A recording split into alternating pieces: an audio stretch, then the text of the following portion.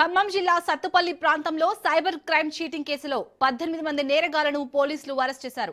వివిధ ఆర్థిక నేరాలకు పాల్పడిన 25 మందిపై కేసులు నమోదు చేశారు. ఇప్పటివరకు 18 మందిని అరెస్ట్ చేశారు. ఇందులో 6 కేసులు 547 కోట్ల ఆర్థిక నేరాలకు పాల్పడినట్లు పోలీసులు గుర్తించారు. క్రిప్టో కరెన్సీ ట్రేడింగ్, సైబర్ మోసాలు, పలు ఆర్థిక నేరాలకు పాల్పడ్డారని ఖమ్మం జిల్లా సిపి సునీల్ దత్ తెలిపారు.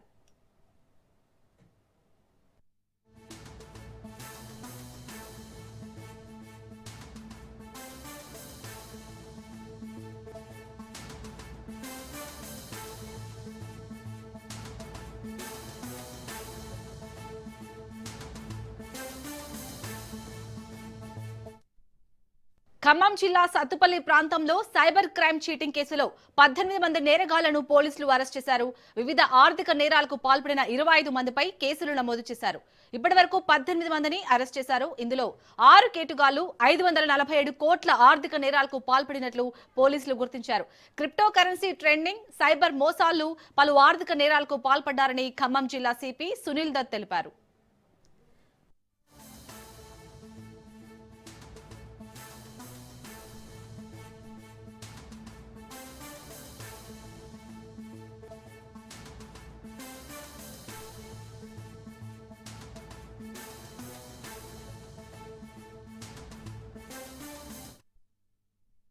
మూడుగా సాయి కుమార్, సాయి కిరణ్ ఆయన పోలీస్ స్టేషన్కి వచ్చి ఒక కంప్లైంట్ ఇవ్వడం జరిగింది. ఈ కంప్లైంట్ ప్రకారంగా 2022లో ఆయన ఒక స్టూడెంట్, ఆయనకి లోకల్లో కొంతమంది ఫాలో చేసి మీకు జాబ్కి హెల్ప్ చేస్తాము, జాబ్ ఇప్పిస్తాము, ఆయనకి కన్విన్స్ చేసి ఆయన పేరు మీద కొన్ని బ్యాంకులో అకౌంట్ ఓపెన్ చేయడం జరిగింది. ఆ అకౌంట్స్కి కొన్ని డబ్బు వస్తాయి అండ్ ఆ అకౌంట్ నుంచి వేరే అకౌంట్స్కి ట్రాన్స్ఫర్ జరుగుతుంది. అప్పుడు ఆయనకి డౌట్ వచ్చింది, ఇది మేబీ మిస్యూజ్ అవుతుంది అని కంప్లైంట్ ఇవ్వడం జరిగింది. ఈ కంప్లైంట్ ప్రకారంగా misuse of identity, common intention, cyber fraud, కొంతమంది వ్యక్తులు కంబోడియాలో కూడా ఒక కాల్ సెంటర్ పెట్టి అక్కడ కూడా ట్రాన్స్ఫర్ చేయడం జరిగింది. ఈ అకౌంట్ ఎప్పుడైతే మేము లెక్క చూస్తున్నాము ఎక్కడెక్కడ వాళ్ళు చేసింది అమౌంట్ ఎప్పుడు జనరల్గా సైబర్ ఫ్రాడ్ చేసినప్పుడు మీరు కాల్ చేస్తారు, అప్పుడు ఫ్రీజ్ అవుతుంది, రికవరీ అవుతుంది. ఇది అయితే మన దగ్గర ఓన్లీ క్రైమ్ ఏం చేసింది, ఎట్లా చేసింది అండ్ ఎంతెంత వాళ్ళకి అకౌంట్ పడింది, ఇప్పుడు ఇది డబ్బు ఎక్కడ పోయింది, ఫర్దర్ ఇన్వెస్టిగేషన్లో మేబీ మేము చేస్తాం. ఇందులో కొంతమందికి మేబీ వేరే ఏజెన్సీస్ కూడా టుకప్ చేస్తారా ఇది. ఇక ఖమ్మం జిల్లా సత్తుపల్లి ప్రాంతంలో అయితే సైబర్ క్రైమ్ చీటింగ్ కేసులో 18 మందిని నేరగాళ్లనైతే పోలీసులు అరెస్ట్ చేశారు. దీనికి సంబంధించి పూర్తి డీటెయిల్స్ ని మా ప్రతినిధి ఉపేందర్ అందిస్తారు. ఉపేందర్, ఈ 18 మంది నేరగాళ్లను ఎవరైతే అరెస్ట్ చేశారో వారి దగ్గర నుంచి పోలీసులు ఎలాంటి సమాచారాన్ని రాబట్టారు? ఇప్పుడు ఖమ్మం జిల్లా సత్తుపల్లికి చెందినటువంటి ఉర్తనేని వికాస్ చౌదరి అండ్ మోటార్తో సంబంధించి దాదాపుగా వీరు సైబర్ నేరాలకు పాల్పడుతూ దాదాపుగా 547 కోట్ల రూపాయలు కూడా వీరు దండుకున్నట్లయితే పోలీసులు గుర్తించారు. ఇక ఉర్తనేని వికాస్ చౌదరి అధికార పార్టీకి చెందిన ఒక ప్రముఖ నాయకుడి సమీప బంధువు కూడా కావడం అయితే గమనారు. అయితే ఈ సైబర్ మోటార్ దోపిడీకి సంబంధించి దాదాపు 17 మంది వ్యక్తులతో పాటు మరో ఏదైతే అతను కూడా అదుపులోకి తీసుకోవడం జరిగింది. అయితే సునీల్ దత్ ఏదైతే పోలీస్ కమిషనర్ గా ఉన్నారో ఈ రోజు పెనుమల్లి పోలీస్ స్టేషన్ లో ఏర్పాటు చేసిన విలేకరుల సమావేశంలో దీనికి సంబంధించినటువంటి పూర్తి వివరాలు అయితే వెల్లడించారు. సునీల్ దత్ వెల్లడించిన వివరాల ప్రకారం గత నెల 24వ తేదీనటువంటి సత్తుపల్లి మండలం తుమ్మూరుకు చెందినటువంటి మోదుగు సాయి కుమార్ అనే వ్యక్తి ఇచ్చిన ఫిర్యాదు మేరకు కేసు నమోదు చేసి ఇటు పోలీసులు విచారణ అయితే జరిపారు. ఇక నిరుద్యోగులు ఉద్యోగ కల్పన పేరుతో వలవిరిసి ఏదైతే ఉర్తనేని వికాస్ చౌదరి, అది పోట్రు మనోజ్ కళ్యాణ్, ఇటు పోట్రు ప్రవీణ్, ఇటు మేడ భానుప్రకాష్, ఇటు సతీష్, ఇటు చెన్నకేశ్వర్ అనే వ్యక్తులు సైబర్ నేరాలకు పాల్పడడం ద్వారా దాదాపుగా 547 కోట్ల రూపాయలను భారీ మొత్తం కొల్లగొట్టారని చెప్పేసి అయితే పోలీసులు గుర్తించారు. ఈ కేసులో విచారణలో భాగంగా నిందితులైన ఉర్తనేని వికాస్ చౌదరితో పాటు ఇటు మనోజ్ కళ్యాణ్ కుటుంబ సభ్యులను కూడా అనుచరులు బ్యాంక్ అకౌంట్లు పోలీసులు అయితే పరిశీలించగా అక్కడ దిగ్భ్రాంతి కలిగించే అంశాలు అయితే వెల్లడయ్యాయి. ఇక దాదాపుగా ఏదైతే పోట్రు మనోజ్ బ్యాంక్ సంబంధించి ఖాతాలో దాదాపుగా 144 కోట్లు అతని అంటే ఉన్నట్టు తెలిసింది. అతని భార్య మేడ భానుప్రియకు సంబంధించినటువంటి 2 బ్యాంక్ అకౌంట్లలో దాదాపుగా 45,62,00,000 కూడా ఉన్నట్లయితే గుర్తించారు. ఇక మనోజ్ కళ్యాణ్ బామ్మర్ది అయినటువంటి మేడా సతీష్ ఖాతాలో కూడా దాదాపుగా 135,48,00,000 కూడా ఉన్నట్లయితే ఇటు పోలీసులు గుర్తించారు. ఇక బొమ్మిడాల నాగలక్ష్మి ఖాతాలో దాదాపుగా 81,72,00,000 కూడా గుర్తించారు. ఇటు కరీంనగర్ చెందినటువంటి తాటికొండ రాజు అనే వ్యక్తికి చెందినటువంటి నరసింహరావు కిరాణం అండ్ డైరీ ఖాతాలో కూడా దాదాపుగా 92 కోట్లు ఉన్నట్టు కూడా గుర్తించిన పరిస్థితి కనిపిస్తుంది. ఇక ఉడతనేని వికాస్ సంబంధించి అతని ఆర్థిక లావాదేవీలు కూడా దాదాపుగా 81,41,00,000 రూపాయలు ఉన్నట్టుగా అతను పోలీసులు అయితే గుర్తించారు. వీరందరినీ కూడా అదుపులోకి తీసుకున్నట్లయితే తెలుస్తుంది. ఇక సత్తపల్లి పరిసర గ్రామాలకు చెందినటువంటి నిరుద్యోగ యువకులను ఉద్యోగ కల్పన పేరుతో కూడా వీరంతా పిలిపించుకొని వారికి ఉద్యోగం ఇచ్చి వారితో ప్రముఖ బ్యాంకుల్లో ఖాతాలు తెరిపించి ఆయా అకౌంట్ లో క్రెడెన్షియల్స్ సంబంధించినటువంటి తీసుకుని నిందితులు కోట్ల రూపాయలు సైబర్ నేరాలకు కూడా పాల్పడుతూ సొత్తు జమ చేయడానికి వినియోగించారని చెప్తున్నారు. ఇక సైబర్ నేరాల రాకెట్ కు నిందితులు సహకరించినటువంటి సదాశివనిపాలెం, సీతారాంపురం, అటు రామానగరం, తుమ్మూరు గ్రామాలకు చెందినటువంటి జుంజూరి రామకృష్ణతో పాటు శివకృష్ణ, వడ్లమూడి నరేంద్ర, మల్లాది శివ, సాధు పవన్ సందీప్, అటు సాధు సంధ్య, సాధు లేఖలను కూడా అరెస్ట్ చేసిన పరిస్థితి కనిపిస్తుంది. అదేవిధంగా ఇటు లింగపాలానికి సంబంధించినటువంటి జొన్నదుల తిరుమల, అటు కందుకూరి మణికంఠతో పాటు తన్నీరు మహేష్, గొల్లపూడి నాగముఖేష్, ఈ కంచిపోగు శ్రీనివాస్ తో పాటు ఇటు రాయల అజయ్ కుమార్, అదేవిధంగా గోపి, పల్లా గణేష్, రాయల గోపిచంద్, జగదీష్, కరీంనగర్ చెందినటువంటి తాటికొండ రాజులు కూడా అయితే అరెస్ట్ చేశారు. ఈ కేసులో పోటు ప్రవీణ్ ను ఇప్పటికే అరెస్ట్ చేసి కోర్టులో హాజరుపరిచినటువంటి సునీల్ దత్ ఈ రోజు ఆ వివరాలతో పాటు ఇటు నిందితులందరినీ కూడా మీడియా ముందు కూడా ప్రవేశపెట్టడం జరిగింది. ప్రస్తుతం వారందరినీ కూడా రిమాండ్ కు తరలిస్తున్నట్టు తెలుస్తుంది. వీటి లావాదేవీలకు సంబంధించినటువంటి ప్రతి బ్యాంకును కూడా ఇప్పటికే వారు సీజ్ చేశారు. దానంతా కూడా ఫ్రీజ్ చేయడం జరిగిందని చెప్పేసి అయితే అధికారులు చెప్తున్నారు. ప్రస్తుతం మాత్రం వారందరినీ కూడా సైబర్ క్రైమ్ పోలీస్ స్టేషన్ నుంచి అటు కోర్టుకైతే తరలిస్తున్న పరిస్థితి ప్రధానంగా కనిపిస్తుంది. శాలిని, ఉపేందర్, ఈ 25 మంది సైబర్ నేరగాళ్ల వెనుక అసలు ఎవరున్నారు, అసలు సూత్రధారు ఎవరు, పోలీసులు ఏం చెప్తున్నారు? ఒక అధికార పార్టీకి సంబంధించినటువంటి వీరంతా కూడా ఉన్నట్లయితే తెలుస్తుంది. అధికార పార్టీ ప్రముఖ నాయకుడికి సమీప బంధువుగా కూడా ఈ పోటు ఏదైతే ఉడతనేని వికాస్ చౌదరి ఉన్నట్లుగా తెలుస్తుంది. ఇతను వారికి చాలా దగ్గర బంధువు కావడం, అదే విధంగా అతను ఈ సైబర్ నేరాలకు పాల్పడుతున్నట్లయితే తెలుస్తుంది. ఈ నేపథ్యంలోనే ఆ దిశగా కూడా ఇప్పటికే ఏదైతే అధికార పార్టీకి సంబంధించినటువంటి నేతను కూడా అంటే వారు ప్రముఖ నాయకుడిగా కూడా చెప్పుకుంటున్న ఆ వ్యక్తిని కూడా వారు అంటే అదుపులోకి తీసుకునే ప్రయత్నం అయితే కొనసాగుతున్నట్లయితే మనకు సమాచారం ఉంది. ప్రస్తుతం దానిపై స్పష్టత అయితే కనిపించినప్పటికీ ఇప్పుడు ఏదైతే ఒట్టోనేని వికాస్ చౌదరి మాత్రం అదుపులోకి తీసుకున్నారో ఇప్పటికే అతనిపై పలు సెక్షన్ల మీద కేసులు కూడా నమోదు చేయడం జరిగింది. ప్రస్తుతం వారంతా కూడా ఈ మూటాతో పాటు అటు ఏదైతే నైజీరియా కావచ్చు, అదే విధంగా ఇతర దేశాలకు సంబంధించినటువంటి అకౌంట్లలో కూడా వారంతా కూడా ఈ ట్రాన్సాక్షన్ జరిపినట్లయితే తెలుస్తుంది. ప్రస్తుతం అయితే వీరంతా కూడా అక్కడ ఏదైతే అక్కడ ఒకటి సైబర్ క్రైమ్ కి వీళ్ళకి సంబంధించినటువంటి ఒక డేటా సెంటర్ ని ఏర్పాటు చేసుకున్నారు. ఆ దేశాల ద్వారా కూడా వీరంతా ఇక్కడ ఉన్న డబ్బును మొత్తం కూడా అక్కడ ట్రాన్స్ఫర్ చేయడం, అక్కడి నుంచి కూడా వీరంతా కూడా కాల్ సెంటర్ ని ఏర్పాటు చేసుకుని దందాకు పాల్పడినట్టే తెలుస్తుంది. వాట్సాప్, ఫేస్బుక్ ఇటువంటి వాటి ద్వారా కూడా అటు ఫోన్ నెంబర్ల ద్వారా సైబర్ లింకులు పంపిస్తూ వీరంతా ఈ ఆర్థిక నేరాలకు పాల్పడుతున్నట్లయితే తెలుస్తుంది. ప్రస్తుతం వీరి వద్ద నుంచి దాదాపుగా 547 కోట్ల రూపాయలకు సంబంధించినటువంటి ఆర్థిక లావాదేవీలను కూడా ఇప్పటికే అధికారులు అయితే సీజ్ చేశారు. ప్రస్తుతం వీరందరినీ కూడా రిమాండ్ కు తరలిస్తున్న పరిస్థితి కనిపిస్తుంది. ప్రస్తుతం దీనికి సంబంధించి అటు 2 తెలుగు రాష్ట్రాలతో పాటు ఇటు దేశవ్యాప్తంగా కూడా అతిపెద్ద క్రైమ్ గా కూడా వీరైతే పోలీసులు అయితే భావిస్తున్న పరిస్థితి కనిపిస్తుంది. ప్రస్తుతం వీరిపై పలు సెక్షన్ల ద్వారా కూడా అంటే కేసులు నమోదు చేసి ఇంకా ఎటువంటి ఆర్థిక నేరాలకు పాల్పడ్డారా, ఇటువంటి నేరాలకు పాల్పడి ఉసుగులపై ఎవరన్నా ఉన్నారా అనే విషయాన్ని కూడా వారు అంటే సేకరిస్తున్న పరిస్థితి కనిపిస్తుంది. ప్రస్తుతం దానిపై విచారణ కూడా కొనసాగుతుందని చెప్తున్నారు. ప్రస్తుతం వీరందరినీ కూడా అదుపులోకి తీసుకొని అయితే ప్రస్తుతం మాత్రం వీరికి రిమాండ్ కి అయితే తరలిస్తున్న పరిస్థితి ఇక్కడ కనిపిస్తుంది. Shalini, right, thank you Upender.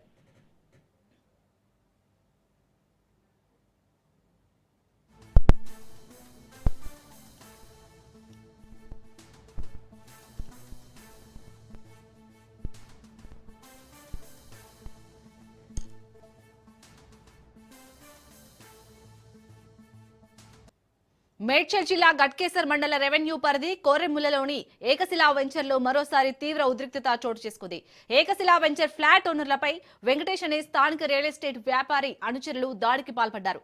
ఈ ఘటనలో 2 ఫ్లాట్ ఓనర్ల తలకు గాయాలయ్యాయి. గాయపడిన వారిని ఫిర్యాదిగూడలోని ఓ ప్రైవేట్ ఆసుపత్రికి తరలించి చికిత్స అందిస్తున్నారు. తీవ్ర ఉద్రిక్తత చోటు చేసుకోవడంతో పోలీసులు ఘటనా స్థలానికి చేరుకున్నారు. దీంతో దాడికి పాల్పడ్డ దుండగులు అక్కడి నుండి పరుగులు తీశారు. ఫ్లాట్ ఓనర్లపై రియల్ ఎస్టేట్ వ్యాపారి వెంకటేష్ అనుచరులు దాడికి పాల్పడటంపై స్థానిక ఎంపీ ఈటెల రాజేందర్ సీరియస్ గా రియాక్ట్ అయ్యారు. వెంకటేష్ వెనుక ఎవరు ఉండి ఈ ఘటనలు ప్రేరేపిస్తున్నారో బయట పెడతామన్నారు. తమ నియోజకవర్గంలో గూండాలు రెచ్చిపోవడంపై సీఎం రేవంత్ రెడ్డి జోక్యం చేసుకుని ప్రజలకు రక్షణ కల్పించాలని ఈటెల డిమాండ్ చేశారు. ఫ్లాట్ ఓనర్లకు న్యాయం చేసేందుకు ఎందాకైనా పోరాటం చేస్తామని ఈటెల రాజేందర్ స్పష్టం చేశారు.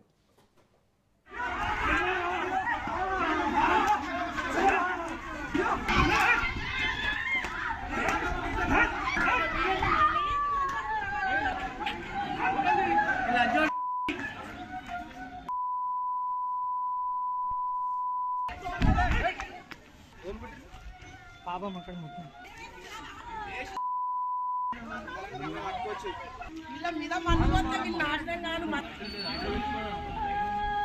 తీసుకోండి ఏం కదా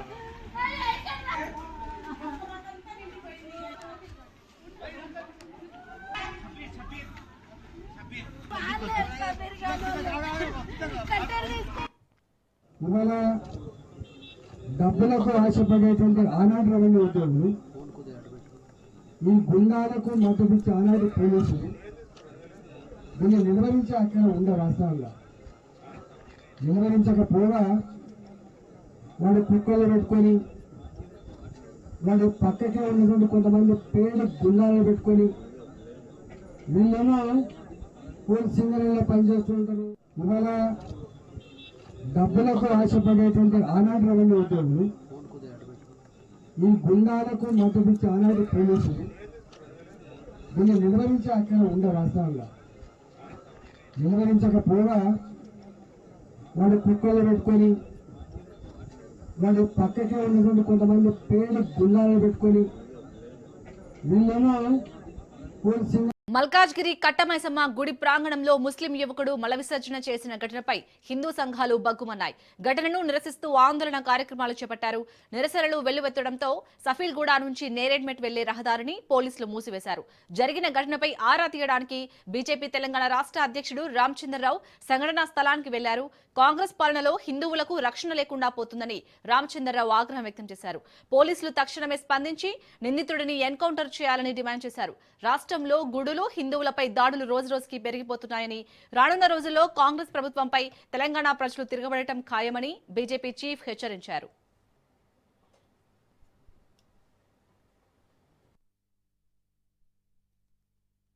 నిన్న రాత్రి సఫీల్గూడలో కట్టమైసమ్మ గుడి దగ్గర గుడిలోనే ఒక ముస్లిం యువకుడు వచ్చి మలమూత్రం చేసి దేవి విగ్రహం ముందు చేతులు కాళ్ళు కడుక్కొని ఒళ్ళు కడుక్కొని స్పష్టంగా సీసీటీవీలో కనబడతా ఉన్నది.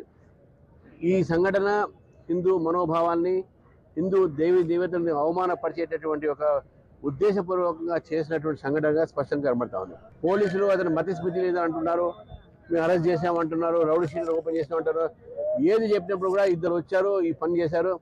ఇది ఈ సంఘటన ఏదో ఒకసారి జరిగినట్టు కాదు. గతంలో కీసరలో కూడా హనుమంతుడి విగ్రహాన్ని అట్నే ధ్వంసం చేశారు. ముత్యాలమ్మ గుడిలో కూడా ఒక విగ్రహాన్ని తీసుకొని ధ్వంసం చేశారు. ఈ రకమైనటువంటి హిందూ దేవాలయం మీద దాడులు జరుగుతూ ఉన్నాయి.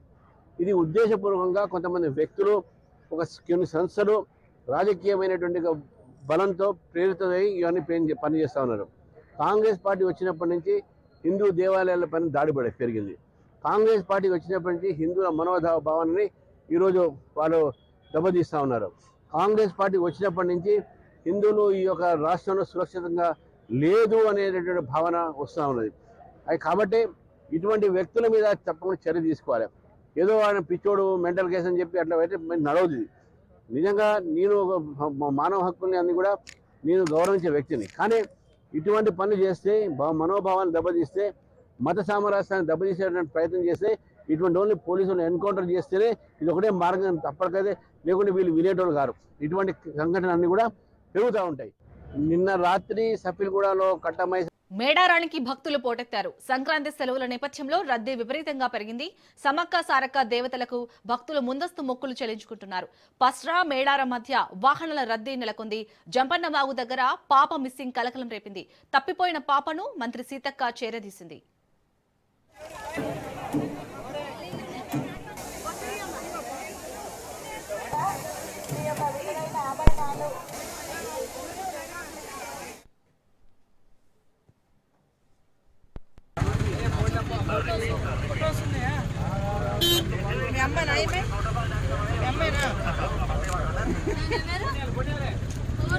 అలిగినవా వాళ్ళ మీద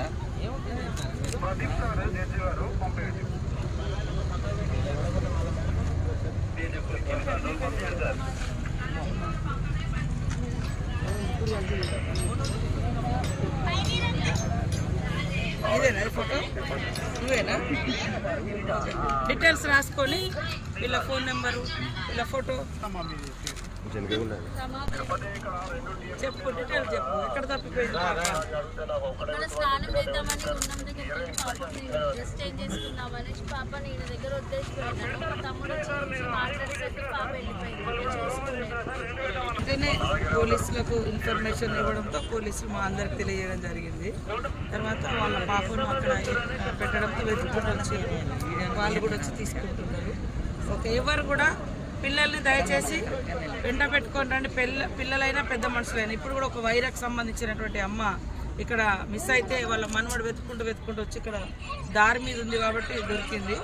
ఒకవేళ ఎవరైనా దారి తప్పినా ఎవరు ఆందోళన చెందకుండా ఎక్కడ పోలీసు వాళ్ళు కనపడితే ఇట్లా మా వాళ్ళను నేను మిస్ అయిపోయినా అంటే తప్పిపోయినా నన్ను మా వాళ్ళకి చేర్చండి అని చెప్తే మేము తప్పకుండా మా పోలీస్ అధికారులు మా మిస్సింగ్ టీం అంతా అందుబాటులో ఉంటుంది. మిమ్మల్ని మీ కుటుంబ సభ్యులకు చేర్పిస్తాం. ఇప్పుడు రోడ్లు కూడా చాలా పెద్దగా వెడల్పోయినాయి కాబట్టి ఇబ్బంది ఏం లేదు. ఒకవేళ మిస్ అయినా కూడా భయపడకండి. యూనిఫామ్లో ఉండే పోలీస్ అధికారులు అని పోలీస్ సిబ్బంది ఎవరు కనిపించినా మీరు వాళ్ళకి చెప్పి వాళ్ళు ఖచ్చితంగా సురక్షితంగా మీ ఇళ్ళకి. సంగారెడ్డి పట్టణంలోని ఫతేఖాన్ దర్గా 141వ ఉత్సవాలు ఘనంగా జరుగుతున్నాయి. టీపీసీసీ వర్కింగ్ ప్రెసిడెంట్ జగ్గారెడ్డి దర్గా కమిటీ సభ్యులు వక్ఫ్ అధికారులతో కలిసి సందర్శించారు. దర్గాలో చాదర్ సమర్పించి ప్రత్యేక ప్రార్థనలు నిర్వహించారు. అనంతరం అందరికీ ఉర్సు ఉత్సవాల శుభాకాంక్షలు తెలిపారు జగ్గారెడ్డి. యాత్రికులకు ఎలాంటి ఇబ్బందులు తలెత్తకుండా చూడాలని కమిటీ సభ్యులకు సూచించారు. ఈ కార్యక్రమంలో కౌన్సిలర్ హాఫీజ్ షేక్ షఫీ, మోయిజ్ తాహేర్, కూన సంతోష్ కిరణ్ గౌడ్, గౌస్, వక్ఫ్ అధికారులు, సంగారెడ్డి పట్టణ ప్రజలు పెద్ద సంఖ్యలో పాల్గొన్నారు.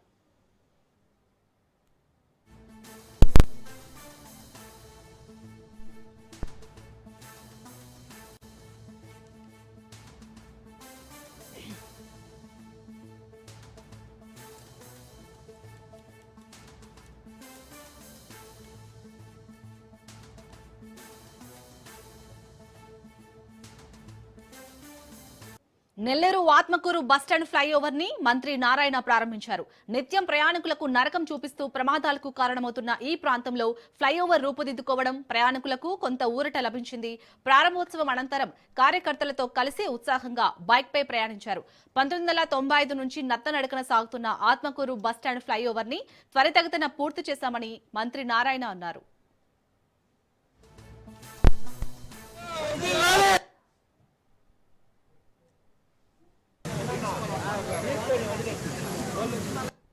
ఆత్మకూరు బస్టాండ్ దగ్గర ఉండే ఫ్లైఓవర్ 1995లో గవర్నర్ చంద్రబాబు నాయుడు గారు దీన్ని ఇనాగ్రేషన్ చేయడం జరిగింది. అది కొంత డ్యామేజ్ అయ్యి ఉంటే దానికి సంబంధించిన అధికారులు డిఈ కావచ్చు, జేఈ కావచ్చు, వాళ్ళందరూ వాళ్ళ పీడీతో మాట్లాడి దాన్ని 45 రోజుల్లో చాలా చక్కగా తీర్చిదిద్దారు. వాళ్ళని ప్రత్యేకంగా అభినందిస్తున్నాను. ఈ విధంగా నెల్లూరులో అన్ని యాంగిల్స్లో అంటే ఈరోజు మెయిన్గా నెల్లూరుకున్న మేజర్ సమస్య ఏంటంటే వర్షాకాలం వస్తే డ్రైన్స్ సరిగా లేవు. దానికి 2017 నిదర్శనం. 2017లో వచ్చిన ఫ్లడ్కి సగం నెల్లూరు టౌన్ మునిగిపోయింది. కొన్ని ఏరియాలో అయితే ఆ 42వ డివిజన్ ఏరియాలో అయితే బస్ ఫ్లోర్ కూడా మునిగిపోయింది. గౌరవ ముఖ్యమంత్రి గారు స్వయంగా నెల్లూరులో వచ్చి బస్సులోనే బస చేసి 4 రోజులు ఆ ప్రాబ్లం సాల్వ్ చేశారు. అటువంటి సమస్య పునరావృతం కాకుండా ఒక పర్మనెంట్ సొల్యూషన్ కోసం ముఖ్యమంత్రి గారు ఈ డ్రైన్స్ని రిపేర్ చేయడానికి 50 కోట్లు శాంక్షన్ చేస్తే 13 డ్రైన్స్ టెండర్ పిలిచారు. ఎంతో వేగవంతంగా వర్క్ స్టార్ట్ అయింది. 8 డ్రైన్స్ స్టార్ట్ అయింది. అక్కడక్కడ ఏదైతే ఆక్యుపై చేసుకొని ఉన్నారో వాటిని కొద్దిగా తొలగించాల్సి వస్తుంది. దానికి అందరూ సహకరించండి. వరుస సెలవులు రావడంతో నగర వాసులు పట్నం వదిలి పల్లెబాట పడుతున్నారు. పక్క రాష్ట్రాల నుంచే కాదు విదేశాల నుంచి కూడా స్వగ్రామాలకు చేరుకుంటున్నారు. హైదరాబాద్ నుంచి ఏపీ వైపు పెద్ద సంఖ్యలో వాహనాలు వెళ్తున్నాయి. యాదాద్రి భువనగిరి జిల్లా చౌటుప్పల్ మండలం పతంగి టోల్ ప్లాజా వద్ద తెల్లవారుజాము నుంచే వాహనాల రద్దీ క్రమక్రమంగా పెరుగుతుంది. దీంతో టోల్ ప్లాజా అధికారులు విజయవాడ వైపు ఎక్కువ టోల్ బూతులను ఓపెన్ చేశారు. మహాత్మా గాంధీ బస్టాండ్ వద్ద ప్రయాణికుల రద్దీ క్రమక్రమంగా తగ్గుతుంది. ఇదే అంశానికి సంబంధించి మరింత సమాచారాన్ని మహాత్మా గాంధీ బస్టాండ్ నుంచి మా ప్రతినిధి సైదులు అందిస్తారు. సంక్రాంతి పండుగ నేపథ్యంలో పట్టణ వాసులందరూ కూడా గ్రామాలకు బయలుదేరి వెళ్లారు. నిన్న ఎక్కువ మొత్తంలో ఎంజీబీఎస్ నుంచి ప్రయాణికులందరూ కూడా తమ సొంత ఊర్లకు బయలుదేరి వెళ్ళిపోయారు. నిన్నటితో పోలిస్తే ఈరోజు కొంచెం తక్కువగానే క్రౌడ్ కనిపిస్తుంది. సో ప్రస్తుతమైతే మనం మహాత్మా గాంధీ బస్టాండ్ వద్దే ఉన్నాం. చూడొచ్చు విజువల్స్లో వీరందరూ కూడా సంక్రాంతి పండగకి సొంత ఊర్లకు వెళ్లేందుకు ఎంజీబీఎస్కి వస్తున్నారు. ఇక్కడ నుంచి బస్సు సౌకర్యార్థం ఇక్కడ నుంచి ప్రయాణికులందరూ కూడా తమ సొంత ఊర్లకు వెళ్ళనున్నారు. ప్రస్తుతం మనం ఇక్కడ ప్లాట్ఫామ్ నెంబర్ 29 దగ్గర ఉన్నాం. ఇదంతా కూడా మహబూబ్ నగర్ వనపర్తికి వెళ్ళేటువంటి బస్సులు ఇక్కడ ప్లాట్ఫామ్ నెంబర్ 29 దగ్గర ఉంటాయి. సో వీళ్ళందరూ కూడా ఈ ప్రయాణికులందరూ కూడా మహబూబ్ నగర్ వెళ్ళేందుకు సిద్ధంగా ఉన్నారు పండగకి. ఎందుకంటే మనకి ఆంధ్రప్రదేశ్లో ఏ విధంగా అయితే సంక్రాంతి పండుగ జరుపుకుంటారో తెలంగాణలో కూడా అంతే స్థాయిలో సంక్రాంతి పండుగ జరుపుకుంటారు కాబట్టి సో ఇక రాష్ట్ర ప్రభుత్వం కూడా 6 రోజులు మనకి సెలవు ఇచ్చిన నేపథ్యంలో విద్యా సంస్థలకు సెలవు ఇచ్చిన నేపథ్యంలో వారందరూ కూడా తమ సొంతూర్లకు బయలుదేరారు. అదే ఎక్కువ మొత్తంలో నిన్న చూస్తే దాదాపుగా యువత ఎక్కువ మొత్తంలో మహాత్మా గాంధీ బస్టాండ్ నుంచి వెళ్ళడం జరిగింది. సో ఈరోజు కూడా చాలా వరకు యువతనే ఎక్కువగా వెళ్తున్నారు. మిగిలిన వారు కూడా తమ సొంత వాహనాల్లో కుటుంబ సభ్యులతో కలిసి తమ సొంతూర్లకు పయనమై వెళ్తున్నారు. కాబట్టి మనము ఈసారి అంటే మన గతంతో పోలిస్తే ఈసారి అదనంగా ఆర్టీసీ బస్సులను కూడా ఏర్పాటు చేశామని ఆర్టీసీ సిబ్బంది కూడా చెప్తుంది.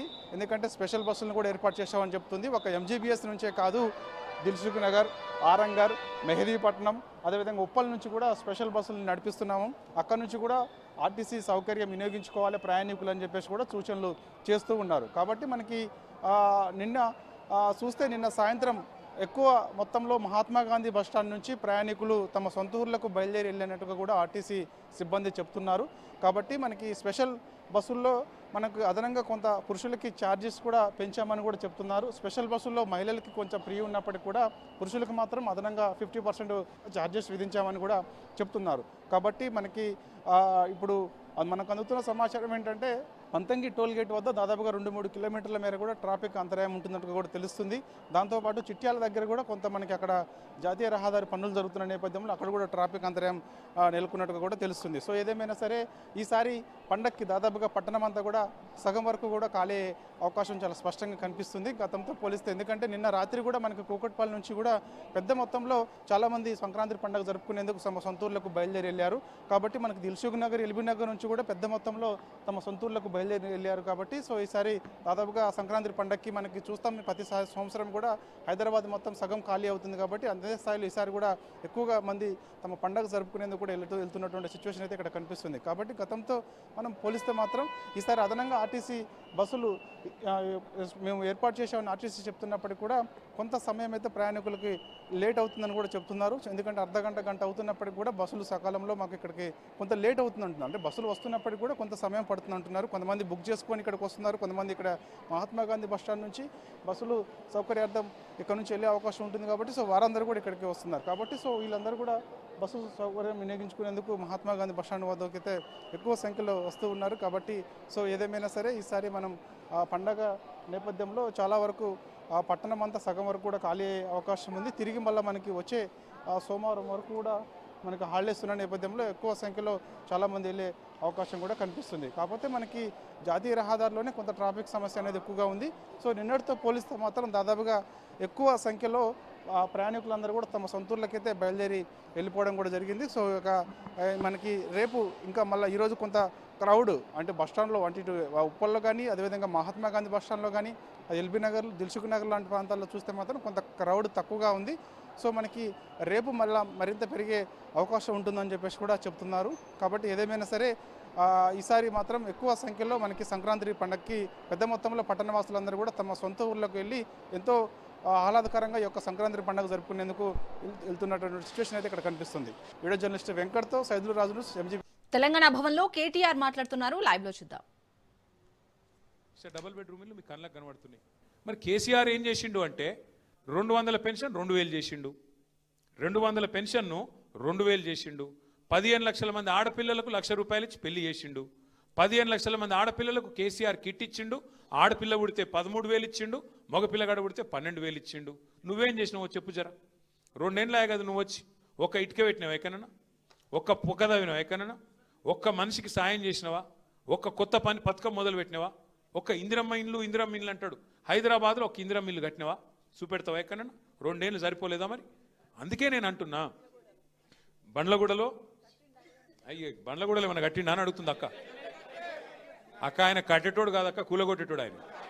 ఆయన కూలగొట్టేటోడు. హైడ్రా అని చెప్పి గరీబోళ్ళ ఇళ్ల మీద పడి కూలగొడతాడు. మరి అదే పట్నం మహేందర్ రెడ్డి బిల్డింగ్ కనబడతలేదు ఆ కొత్తవాళ్ళు కూడా చెరువు మధ్యలో, ఆ చెరువులో మధ్యలో కట్టింది ఆ గెస్ట్ హౌస్ హిమాయత్ సాగర్లో.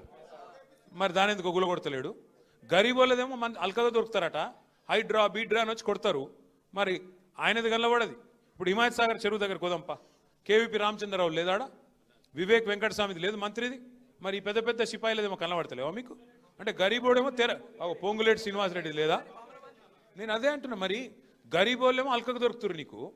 పెద్ద పెద్ద మూసీకి అడ్డం కడుతున్నాడు నార్సింగిలా, మూసీకి అడ్డం కడుతున్నాడు కానీ పెద్ద బిల్డింగ్. ఏందిరా అంటే 50 కోట్లు ఇచ్చిండట లంచం, చూసుకోపో అని చెప్పి ఆయన చేసుకుంటారు. ఒక గట్లు ఉన్నది కథ ఇల్లది. ఇక మీ ఎమ్మెల్యే ఉన్నాడు, ఇక అంటే బాగుండదు. ఇప్పుడు మరి లేడీస్ చాలామంది ఉన్నారు. ఇప్పుడు నాకు తెలిసి 2 లింగాలు ఉంటాయి, అయితే మగోళ్ళు లేకపోతే ఆడోళ్ళు. ఇవాళ ఈ 10 మంది పరిస్థితి ఏంటంటే వాళ్ళు ఎక్కడున్నారో వాళ్ళకి తెలియదు, వాళ్ళు ఏ లింగమో వాళ్ళకి తెలియదు. నువ్వు కాంగ్రెసా బీఆర్ఎస్ చెప్పురా భయ్ అంటే ఆడనేమో కాంగ్రెస్ అట నియోజకవర్గంలో, స్పీకర్ కాడికి రాగానే బీఆర్ఎస్ అట. నేను అడుగుతున్నాను, నువ్వు నిజంగా బీఆర్ఎస్ అయితే మరి ప్రేమ్ గౌడ్ ఇక్కడ జాయిన్ అవుతావు, నువ్వే ఆడున్నావు? బీఆర్ఎస్ అయితే ఇక్కడ ఉండాలా లేదా? నువ్వు మరి ఏడున్నావు? ఈ బతుకు అవసరమా? 4 సార్లు గెలుస్తుంది, 40 సార్లు గెలుస్తుంది. అందుకే అంటారు పెద్దలు చెప్తారు, నందేయి పందేయి 100 ఏళ్ళు బతికింది దానికంటే నందేయి 4 ఏళ్ళు బతికింది అని ఏమాట. పంది లెక్క 100 ఏళ్ళు బతికిన దానికంటే నంది లెక్క 4 ఏళ్ళు బతికినా చాలు. ఇప్పుడు జీవితం అంతా అందరం చస్తాం ఏదో ఒక రోజు. బతికిన 4 ఖదర్తో బతకాలి, చచ్చిపోతే కూడా మంచివాడు చచ్చిపోయిండ్రు అనాలి, చచ్చిపోతే ఈ బద్మాష్ గడ్డ చచ్చిపోయినా ఏం అనుకుంటే కష్టం. గట్లుండాలి. కానీ నేను అడుగుతున్నా, ఇదేంది నాకు అర్థం కాదు. ఏం అభివృద్ధి ఆశించిపోయినావు నువ్వు? రేవంత్ రెడ్డి రాజేంద్ర నగర్ ఏం చేసిండు? మెట్రో రైలు మేము గచ్చిబౌలి నుంచి శంషాబాద్కు మెట్రో రైలు మంజూరు చేయడమే కాదు, టెండర్ కంప్లీట్ చేసినాం, పైసలు మొత్తం పోగు చేసినాం, టెండర్ పూర్తయింది. ఎల్ఎన్టీ అనే కంపెనీ ఏదైతే మెట్రో కట్టిందో వాళ్ళకే వర్క్ వచ్చింది. సరిగ్గా ఈ పాటికి 2 ఏళ్లలోనే పని పూర్తయి ఈ పాటికి చుక్ రైలును ఉరుకుతున్నాయి మీ కాడికి. ఎందుకంటే మీ దగ్గర ల్యాండ్ అక్విజిషన్ లేదు, భూసేకరణ లేదు. మంచిగా ఓఆర్ఆర్ పక్కెంబడినే తీసినాం తొవ్వ కూడా, అందులోకెళ్ళే పెడితే అయ్యిపోతుండే. ఈ పాటికి 18 నెలలు ఒడిచిపోతుండే, ఈ పాటికి మీకు రైలు కనబడుతుండే. ఈ రైలు రేవంత్ రెడ్డి ఎంత మూర్ఖుడు అంటే ఆయనకు తెలియదు, అర్థం కాదు. చెప్తే ఈనాడు ఆయనకు నేను చెప్పిన అసెంబ్లీలో కూడా, అయ్యా నీకు అర్థం కావట్లేదు ముఖ్యమంత్రి గారు, అది ఎయిర్పోర్ట్కు రైలు అంటే ఎయిర్పోర్ట్కు పోయేటోడు ఎక్కడరా అయ్యా, మధ్యలో నర్సింగ్ ఉంటుంది, బద్వేలు ఉంటుంది, మధ్యలో బండ్లగూడు ఉంటుంది, ఆడ ఉండేటోళ్ళు ఉంటారు, ఎక్కేటోళ్ళు దిగేటోళ్ళు ఇటు వచ్చేటోళ్ళు పోయేటోళ్ళు వాళ్ళు కూడా ఎక్కుతారా నాయన, ఓన్లీ ఎయిర్పోర్ట్కి పోయి ఎయిర్పోర్ట్కి వెళ్ళి వచ్చేటోళ్ళు రారు అని చెప్తే మేమే బెబ్బెబ్బే తెలియదు పీకదు. అంటే ఇంత అన్యాయమా? రాజేంద్ర నగర్ నియోజకవర్గం బాగుపడుతుందంటే నీకెందుకు బాధ? ఆయనకి ఎవడో చెప్పిండంట రేవంత్ రెడ్డికి, నా భూములు ఉన్నాయంట అందుకోసం నేను రైలు వేసుకున్నా అంట. ఏం చెప్పాలి ఇంక ఆయన గట్లా ఆలోచిస్తే? దయచేసి నేను మిమ్మల్ని మీకు రిక్వెస్ట్ చేసేది మీ అందరికి కూడా, మనము ఆలోచించుకోవాల్సింది ఒకటే, ఇవాళ పదవులు వస్తాయి పోతాయి, అధికారం కూడా వస్తుంది పోతుంది, అధికారం ఎవరికి శాశ్వతం కాదు. కానీ అధికారంలో ఉన్నప్పుడు ఏం చేసినాం అనేది ప్రజలు గుర్తుపెట్టుకుంటారు. ఇవాళ ప్రజలు కేసీఆర్ గారిని గుర్తు చేసుకుంటున్నారు అంటే, రాజశేఖర రెడ్డి గారిని గుర్తు చేసుకుంటున్నారు అంటే, చంద్రబాబు నాయుడుని గుర్తు చేసుకుంటున్నారు అంటే, ఆ రోజు వాళ్ళు చేసిన పనులు ఇంకా కొన్ని కనబడుతున్నాయి కాబట్టి యాద్ చేసుకుంటున్నారు. నేను రేవంత్ రెడ్డికి చెప్తా ఉన్నా, ఇంకా 3 ఏళ్ళు నీకు పదవి ఉన్నది.